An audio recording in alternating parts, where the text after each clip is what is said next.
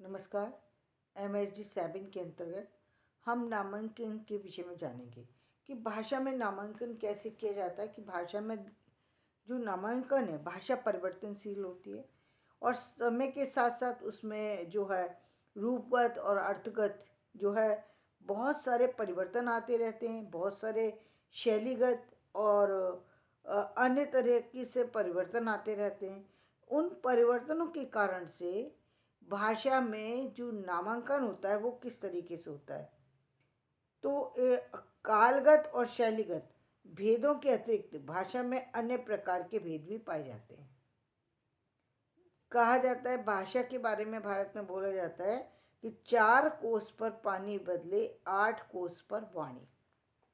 यानी हमारी जो भाषा है वो कुछ ही दूरी में जाकर के वो बदल जाती है और इस भाषा का नामकरण जो है दूसरी भाषा के रूप में हो जाता है। इसमें क्या चीज़ महत्वपूर्ण होती है, किसी क्षेत्र विशेष में एक शब्द का अर्थ एक होता है तो दूसरे में दूसरा। मतलब अब ये क्षेत्रों में बट गई ना, तो उस क्षेत्र में जब हम देखते हैं कि एक ही शब्द है लेकिन 2 क्षेत्र में जाके अलग अलग अर्थ दे रहा है। और बहुत किसी क्षेत्र में विशेष में एक शब्द का एक अर्थ होता है, दूसरे में दूसरा। कुछ शब्द किसी विशेष में ही प्रचलित और प्रयुक्त होते हैं, दूसरे क्षेत्र में नहीं होते। और कुछ शब्द ऐसे हैं जो किसी क्षेत्र की विशेषता के परिचायक होते हैं, वो दूसरी जगह प्रयोग नहीं किए जाते। शब्दों के रूप में ये विकल्पन और भी अधिक परिलक्षित होता है। एक ही शब्द के कई रूप क्षेत्र विशेष में पाए जाते हैं। जैसे उन्होंने उदाहरण के लिए भोजपुरी के 2 शब्द दिए हैं। जैसे एक तो मंगुर, मंगुरी और मडगुर, ये एक मछली के लिए प्रयोग होता है भोजपुरी में।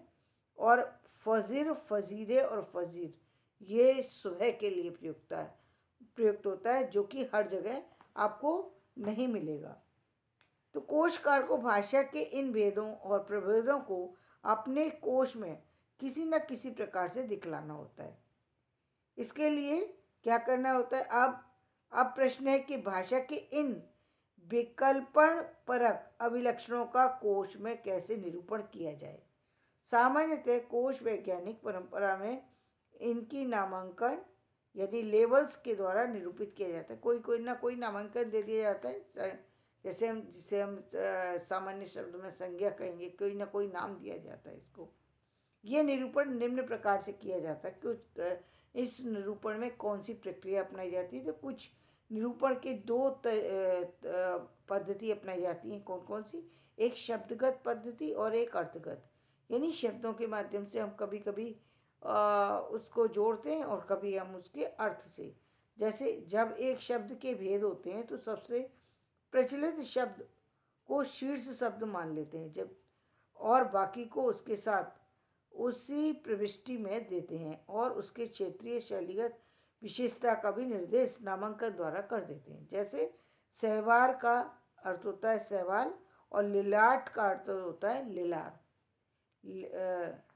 तो ये शब्द प्रांतीय प्रयोग हैं जो कि हर जगह आपको नहीं मिलेंगे। लिलार शब्द जो है ये ब्रजभाषा का है। तो लिलार। अर्थगत में कैसे होते हैं? जब किसी भी शब्द का कोई एक अर्थ किसी विषय विशेष के लिए प्रयुक्त होता है तो उस अर्थ को नामांकन से निरूपित किया जाता है। किसी विषय विशेष के लिए जब प्रयुक्त हो जाए तो तब हम उसको अर्थ के नामांकन में जोड़ देते हैं। उदाहरण के लिए रस मन से उत्पन्न होने वाला वह भाव या आनंद है जो काव्य में अथवा अभिनय में देखने में उत्पन्न होता है। काव्य या अभिनय या कहानी कहीं भी आप जिसको भी पढ़ें उसमें एक जो आनंद आता है उसको हम रस कहते हैं कि हमें बहुत इससे जो है रस प्राप्त हुआ। वैसे सामान्य भाषा में रस जो है वो यदि हम देखें तो वो मिठाई के जो मिठास को बतलाता है रस। लेकिन जब हम साहित्य में इसी का प्रयोग करते हैं तो रस आनंद का द्योतक होता है। और इसी और रस कई बार और यदि हम उसमें रस को हम साहित्यिक काव्य के जो अंग हैं उसके रूप में देखें, काव्य की विशेषताओं के रूप में देखें, तो रस जो है, हम कहते हैं कि रस के अलग अलग रूप हो गए, तो वहाँ पर रस जो है वो अलग अलग भिन्न भिन्न रूपों में भी दिखाई देता है। यानी हम कभी कभी उस रस को करुण रस में भी देखते हैं और कभी हम उसे वीर रस में भी देखते हैं। यानी अलग अलग भावों में भी हम उस रस के का आनंद उठा सकते हैं। तो इस तरीके से रस जो है अलग अलग रूप में दिखाई देता है। तो हम जब अर्थकट करते हैं तो इसमें हम कुछ 3 चीज़ों को हम इसमें आधार बनाते हैं। कौन कौन सी? एक एक होता है व्याकरणगत नामांकन, जिसे हम कहते हैं ग्रामेटिकल लेवल्स। दूसरा होता है विषय सूचक नामांकन, जिसे कहते हैं सब्जेक्ट लेवल्स। और तीसरा होता है स्तरीय नामांकन, जिसे स्टेटस लेवल्स कहते हैं। तो अब ये तीनों कैसे हैं? व्याकरणगत, जैसा कि नाम से ही पता लग रहा है कि व्याकरण के जो शब्द में व्याकरण की विशेषताओं को लिए होता है, तो हम उसको व्याकरण नामांकन से कहते हैं। जैसे शहर, तो ये पुल्लिंग का द्योतक है, लीला जो है वो स्त्री का, तो ये व्याकरणगत नामांकन हो गया इसका शब्द का। अब हम दूसरा शब्द, यदि हम इस किसी शब्द का करें, तो सब्जेक्ट लेवल पर हम यदि करें, तो जो उसका जो भी काव्य कहानी या साहित्य से जुड़ी जो चीज़ है, उसका जो नामांकन होता है, उसे हम विषय सूचक लेवल्स के नाम से हम प्रस्तुत कर देते हैं। जैसे हम विषय के निबंध का है, तो निबंध क्या है? नियोजित की गई एक रचना जो है वो निबंध हो गई। यानी एक सिस्टमेटिक वे से बनाई गई एक रचना जो है वो निबंध कहलाती है।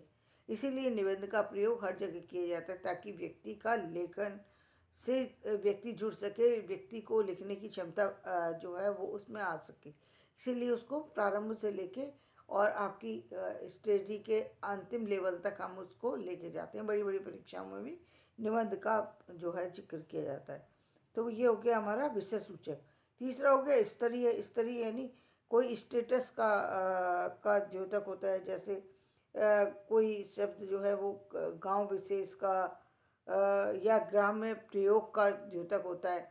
जैसे ताता, ताता शब्द तप्त यानी तपता हुआ, गर्म, गर्मी का होता है ताता, तो ये ग्राम्य प्रयोग का सूचक हो गया। इसी तरीके से कर्मठ, कर्मठ शब्द कर्मठ या कर्मठ, तो कर्मठ से कर्मठ शब्द बना, जो पुरातन प्रांतीय संस्कृति को दर्शाने वाला है। तो इस तरीके से हम 3 रूपों में किसी भी शब्द का नामांकन करते हैं। ये अर्थगत रूप में इन 3 तरीकों को अपनाते हैं, और शब्दगत रूप में जैसा कि मैंने बताया कि शब्द की विशेषता से ही हम शब्द का नामांकन कर देते हैं। तो धन्यवाद। आज का विषय मैं यहीं समाप्त करती हूँ। कल हम फिर किसी विषय के साथ मिलेंगे। धन्यवाद। मेरा वीडियो पसंद आए लाइक करें, शेयर करें, सब्सक्राइब